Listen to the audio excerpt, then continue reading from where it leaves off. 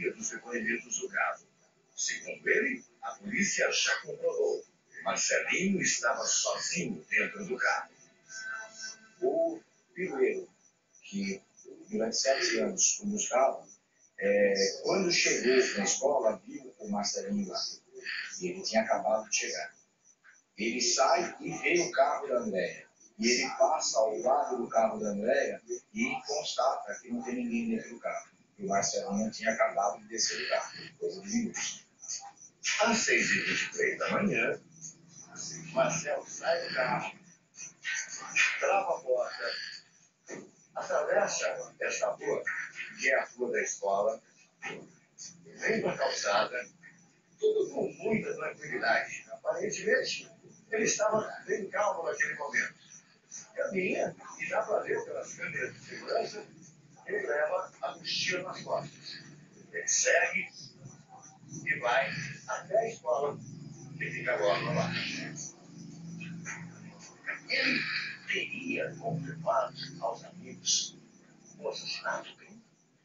Na manhã da segunda-feira, ele conversa com um amigo ao chegar na escola. Na realidade, o amigo entra na sala de aula, o Marcelinho já estava na sala, e ele conversa com esse amigo e confessa ao amigo que havia matado os pais. Uma confissão difícil de acreditar. Encarada pelo amigo como fantasia. Ele, no momento, não acreditou. As crianças todas não acreditavam que isso que ele falou algumas vezes que faria fosse verdade e realmente iria fazer. Às 11h30 da manhã, Marcelo e 2 amigos saem da escola. As câmeras registram. Ele é o que está de capuz. Neste local, os amigos se separam. Os 2 coleguinhas de Marcelo seguem por esta calçada. Ele atravessa a rua e volta para dentro do carro. Segundo a investigação, Marcelo chegou a oferecer carona para os amigos. Mostrou que estava de carro, mas os colegas recusaram a oferta. O garoto passou 10 minutos dentro do carro.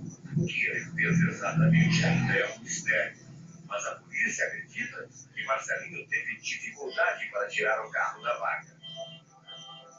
10 minutos depois, Marcelinho sai do carro e volta para o colégio. Ele caminha pela calçada e leva a mochila novamente. As câmeras de segurança mostram que algo está incomodando Marcelo na cintura, porque ele ajeita a blusa. Algo estava ali. E isso acontece mais do que uma vez. Seria uma arma? A imagem divide as opiniões.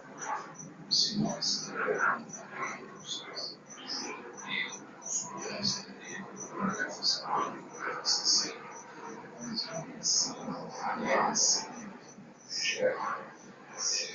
parece muito nesse ativo uma carteira com um smartphone. É um movimento típico de quem está armado, puxar a arma, assim, colocar, para você encaixar, e com a ponta do dedo você puxar ela para cima para acomodar no corpo. Quase meio-dia. Aquela câmera de segurança registra o exato momento em que um carro preto sai deste estacionamento que fica ao lado da escola. Marcelo pede uma carona para um colega e o pai dele. Ele desce do carro preto, entra no carro da mãe, pega alguma coisa, volta para o carro preto e todos seguem para o endereço da família perseguida. A polícia acredita que nessa hora Marcelinho pegou o controle remoto do portão de casa que estaria dentro do carro. Essa é a última imagem dele com vida. Horas depois, o cenário do crime seria revelado. 5 pessoas mortas. O pai e a mãe, policiais militares, a avó e a tia-avó, além de Marcelo.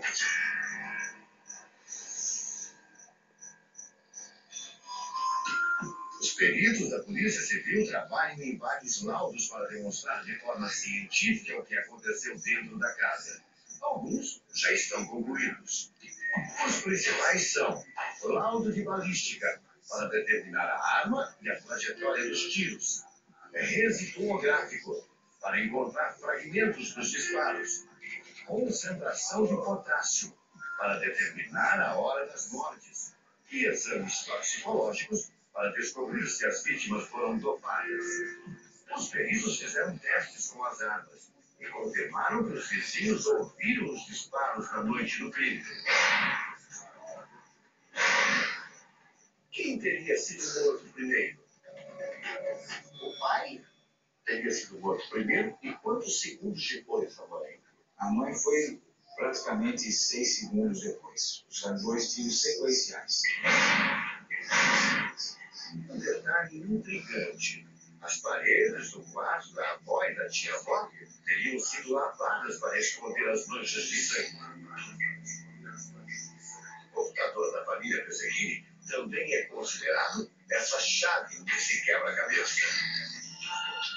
A polícia espera saber, por exemplo, se Marcelinho pesquisou ou não maneiras de dopar os pais.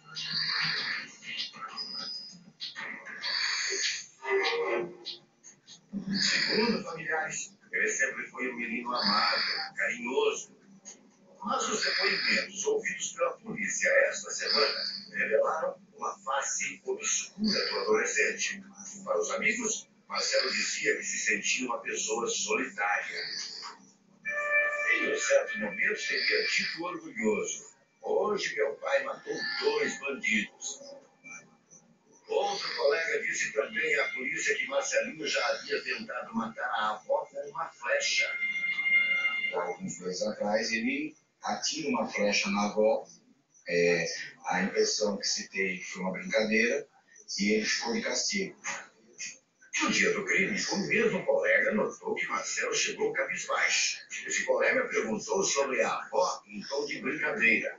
A resposta foi surpreendente. E o amiguinho fala para ele: você está de castigo novamente? Você tentou matar sua avó? Uma brincadeira. Ele responde: desta vez eu consegui.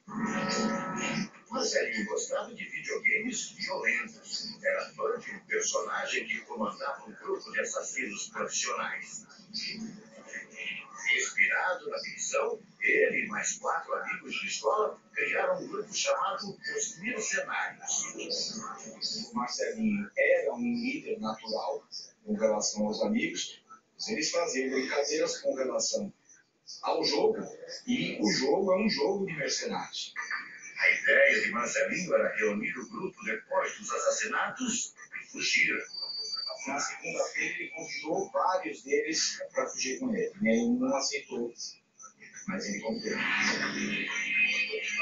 A polícia também vai pedir o parecer de um especialista para traçar o perfil psicológico de Marcelo Peseguini. Escolhido foi o psiquiatra Guido Palomba. Mesmo sem ter ainda os laudos e depoimentos, Guido Palomba diz que já é possível traçar um perfil do suposto assassino. Existem 2 fatores já básicos que eles dão subsídio a uma possível anormalidade mental. Porque não se sabe o que ele tinha, mas que tinha. Quais são esses 2 fatores? Primeiro, a frieza com que ele se porta e pode ter assassinado os familiares. E o segundo ponto é que ele se suicida.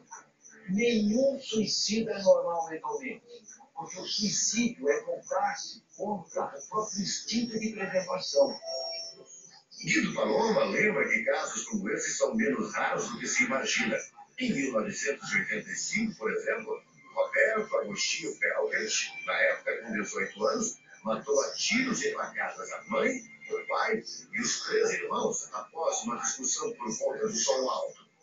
O crime chocou o Brasil e virou manchete dos principais jornais. O assassino está preso até hoje em um manicômio judiciário. Quanto a Marcelo Peseguini, Guido Palomba começa a desenhar o que pode ter acontecido no dia 5 de agosto. Num estado de estreitamento de consciência, praticou o delito. Pegou o carro, dentro do carro, dormiu. Que também é possível.